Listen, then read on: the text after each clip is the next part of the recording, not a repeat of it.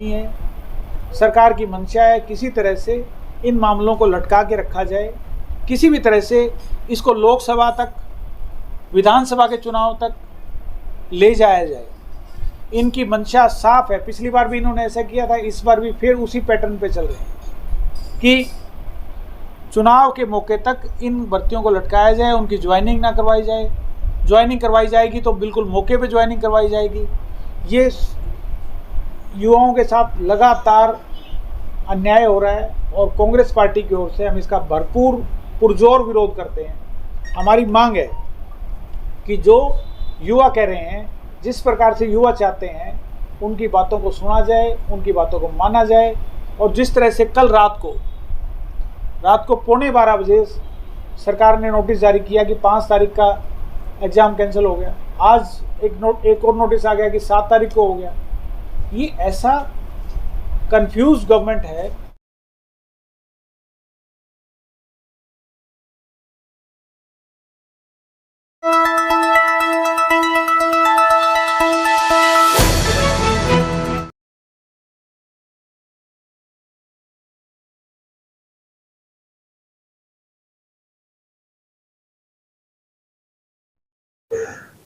नमस्कार, मैं हूं सुनील सदेवा।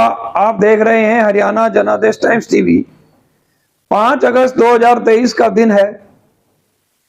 आज का एक समाचार कांग्रेस नेता से है। फतेहाबाद शहर के राजनीतिक लोगों को, बहुत सारे लोगों को मालूम है, लेकिन मैं बताना चाहूंगा कि फतेहाबाद के लिए एक बहुत बड़ी उपलब्धि है कि एक युवा उत्साही फतेहाबाद के नेता कांग्रेस के राष्ट्रीय सचिव हैं। उनका नाम विनीत पूनिया है। राहुल गांधी के साथ अक्सर टीवी पर नजर आते हैं। रणदीप सिंह सुरजेवाला कुमारी शैलजा के बहुत करीबी हैं।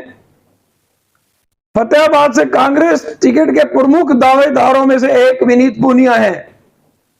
विनीत पूनिया आज 5 अगस्त को फतेहाबाद में थे। शहर फतेहाबाद की स्टेट बैंक रोड पर स्थित इलेक्ट्रॉनिक्स, फर्नीचर व हॉलमार्क ज्वेलरी का फतेहाबाद जिले का सबसे बड़ा शोरूम विशाल टीवी केयर शोरूम पर उपलब्ध है। देश के प्रसिद्ध ब्रांड के इलेक्ट्रॉनिक्स उत्पाद कुशल कारीगरों द्वारा बनाया गया अत्याधुनिक फर्नीचर, हॉलमार्क ज्वेलरी के बेशुमार गहने शुद्धता की गारंटी के साथ। नमस्कार दोस्तों, हरियाणा की भारतीय जनता पार्टी सरकार ने, जजपा सरकार ने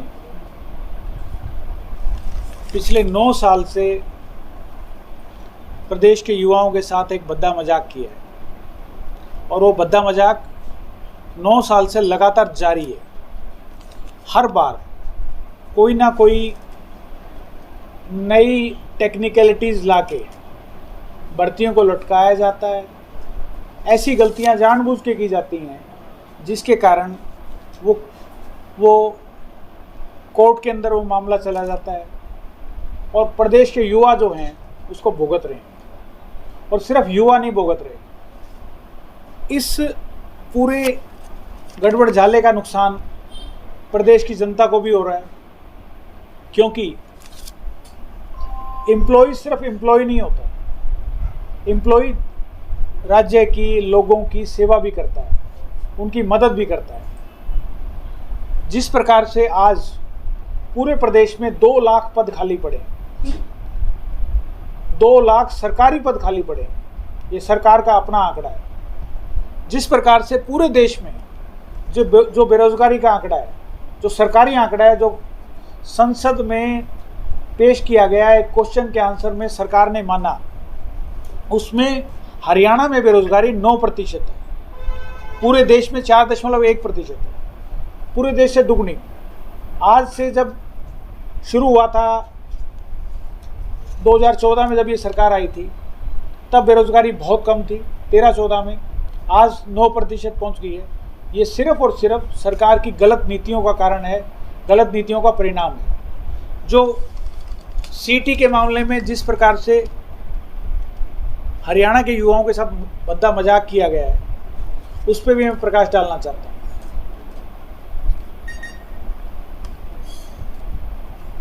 जनवरी 21 में पोर्टल लॉन्च होता है सीटी को लेकर, जनवरी 21 में, आज से 2.5 साल पहले।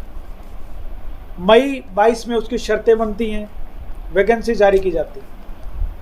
नवंबर 22 में इसका एग्ज़ाम होता है, जनवरी 23 में इसका परिणाम जारी किया गया।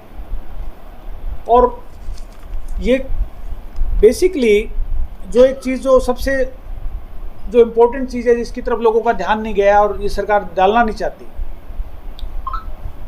सीटी जो था, ये जो पत्र है जो मुझे दिया गया है वो सीटी के प्रभावित लोगों के द्वारा दिया गया। उनका साफ साफ मानना है, और ये कोई राजनीतिक मुद्दा नहीं है हमारे लिए, ये हमारे लिए लोगों से जुड़ा हुआ मुद्दा है। उसमें उनका मानना है और सही मानना है कि 12th और ग्रेजुएशन के लिए सेम लेवल का पेपर कैसे हो सकता है। 12th का लेवल अलग होना चाहिए, ग्रेजुएशन का लेवल अलग होना चाहिए। लेकिन इस सरकार ने जानबूझ के लोगों को परेशान करने के लिए, युवाओं को परेशान करने के लिए उस एग्ज़ाम को एक ही लेवल का रखा। फिर क्या किया, जो क्लेम किए गए सोशल इकोनॉमी के जो नंबर्स थे उसको वेरीफाई नहीं किया, जानबूझ के छोड़ दिया और नंबर जोड़ के रिजल्ट जारी कर दिया जल्दी जल्दी में। उसका परिणाम क्या हुआ? उसका परिणाम ये हुआ कि जो मेरिट बनी वो फॉल्टी मेरिट है। किसी ने गलत क्लेम किया, कट ऑफ ऊपर नीचे होगी, लोगों ने गलत क्लेम कर दिए मान लो, तो कट ऑफ ऊपर चली गई। अब वो कल को हट जाएंगे तो क्या होगा, उसके लिए कौन जिम्मेदार है?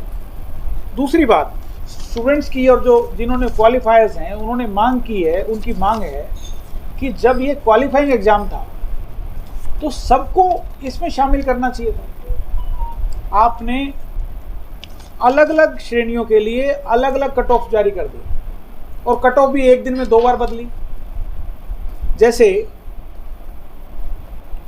अनरिजर्व कैटेगरीज को 4 से 5 गुना बुलाया, BC EWS की पोस्ट के लिए 9 से 10 गुना। तो जब ऐसी अलग अलग कैटेगरीज के लिए अलग अलग नियम होंगे तो कल को वो कोर्ट में चैलेंज होंगे। जब वो कोर्ट में चैलेंज होंगे तो वो भर्तियां लटक जाएंगी। सरकार की मंशा, मैं साफ तौर पे कहता हूँ, सरकार की मंशा इन भर्तियों को पूरा करने की नहीं है। सरकार की मंशा है किसी तरह से इन मामलों को लटका के रखा जाए, किसी भी तरह से इसको लोकसभा तक, विधानसभा के चुनाव तक ले जाया जाए। इनकी मंशा साफ है। पिछली बार भी इन्होंने ऐसा किया था, इस बार भी फिर उसी पैटर्न पे चल रहे हैं कि चुनाव के मौके तक इन भर्तियों को लटकाया जाए, उनकी ज्वाइनिंग ना करवाई जाए। ज्वाइनिंग करवाई जाएगी तो बिल्कुल मौके पे ज्वाइनिंग करवाई जाएगी। ये युवाओं के साथ लगातार अन्याय हो रहा है और कांग्रेस पार्टी की ओर से हम इसका भरपूर पुरजोर विरोध करते हैं। हमारी मांग है कि जो युवा कह रहे हैं, जिस प्रकार से युवा चाहते हैं, उनकी बातों को सुना जाए, उनकी बातों को माना जाए।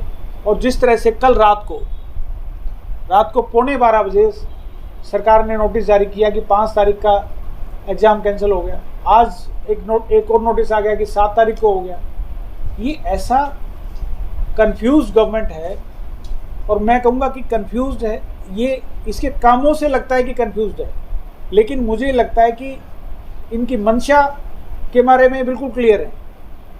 ना तो इनको काम करना आता है, ना ये करना चाहते हैं। मंशा इनकी ये है किसी भी तरह से इन भर्तियों को लटकाया जाए और लोगों को परेशान रखा जाए। आज अगर आप देखोगे फतेहाबाद के अंदर और प्रदेश के हर जिले का, हर क्षेत्र का यही हाल है। पब्लिक हेल्थ डिपार्टमेंट हो, इलेक्ट्रिसिटी डिपार्टमेंट हो, एजुकेशन डिपार्टमेंट हो, हेल्थ डिपार्टमेंट हो, जो सैंक्शन पोस्ट हैं उससे बहुत ज़्यादा कम लोग हैं। पटवारी हों, वो 1 से ज़्यादा चार्ज लोगों को दिए हुए हैं, उनके पास बहुत ज़्यादा काम है। उससे यहाँ के व्यक्ति को बुलाओ तो दूसरी जगह मिलता है, दूसरी जगह जाओ तो तीसरी जगह मिलता है।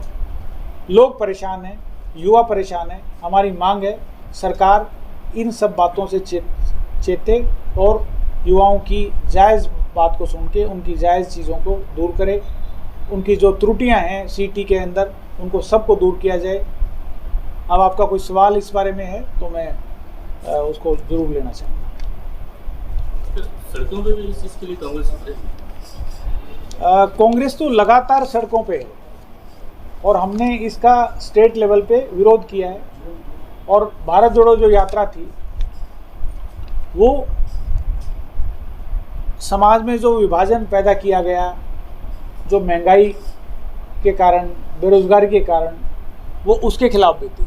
पिछले 2 साल से हम लगातार सड़कों पे हैं, आगे भी इस मामले पे पुरजोर आंदोलन किया जाएगा। लेकिन हमारी पहली प्राथमिकता ये है कि युवाओं को न्याय मिले, भर्तियों को जो रोका गया है, लगातार जो 2 लाख पोस्ट खाली पड़ी हैं उनको पूरा किया जाए।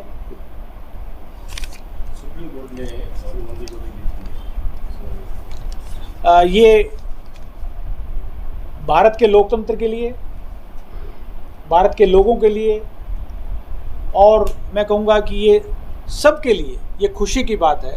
और एक ये भारत के लोकतंत्र के लिए सुखद संकेत है कि सुप्रीम कोर्ट ने श्री राहुल गांधी की सदस्यता के बारे में जो इन्होंने एक ऐसी कोशिश की थी कि उनको 8 साल तक चुनावी राजनीति से दूर रख दिया जाए, बाहर कर दिया जाए, उस कोशिश को नाकाम किया है।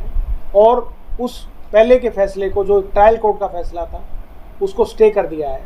और उसके अलावा उन्होंने बहुत सख्त टिप्पणियां की हैं जो आपने कल सबने देखा। और ये स्पष्ट हो गया कि राहुल गांधी जी को टारगेट किया गया था क्योंकि वो संसद में जनता की आवाज़ उठा रहे थे। ये सरकार लेकिन जितना मर्जी कोशिश कर ले, मैं साफ तौर से कहना चाहता हूँ, पूरे देश की जनता जान गई है कि इस सरकार ने राहुल गांधी जी को संसद से बाहर करने के लिए किस तरह से साजिश की, किस तरह से भारतीय जनता पार्टी के कार्यकर्ताओं और नेताओं ने देश के अलग अलग जगह पे जाके जो केस किए। ये सिर्फ और सिर्फ इनकी बौखलाहट दिखाता है, इनकी छटपटाहट दिखाता है। इससे पता लगता है कि ये सरकार राहुल गांधी से कितना घबराई हुई है। और मैं ये जोड़ना चाहता हूँ कि चाहे वो कोरोना का मामला हो, कोई भी मामला है, चाहे इकोनॉमी का मामला हो, चाहे हर मामले पे राहुल जी ने जो कहा है वो बात बाद में सच हुई है। इनका एक सेट पैटर्न है। जैसे गांधी जी कहते थे कि शुरू में ये मजाक उड़ाते हैं, पहले नोटिस निकले थे, मजाक उड़ाते हैं वो, और बाद में वो सच साबित हो जाता है, फिर उसको मान लेते हैं। तो इस सरकार ने वो बार बार किया। बढ़ते कृषि कर्मचारी की हड़ताल पे हैं जी, लोग बड़े परेशान हैं उसको लेकर। मैं कहूँगा कि 9 साल से ये सरकार जो है हर रोज़ नए एक्सपेरिमेंट करती है। मुझे लगता है कि इनको लोगों को परेशान करने में कोई सैडिस्टिक प्लेजर मिलता है, लोगों को परेशान करने में, लोगों को लाइन में लगाने में। अलग अलग मामलों पे, चाहे वो परिवार आईडी हो, कोई और मामला हो, प्रॉपर्टी आईडी हो, हर नए मामले पे ये कुछ ऐसा फैसला करते हैं जिससे लोग परेशान होते हैं, जिससे लोग त्राही त्राही कर रहे हैं। ये भी, इस मामले में भी हम जनता के साथ हैं, कर्मचारियों।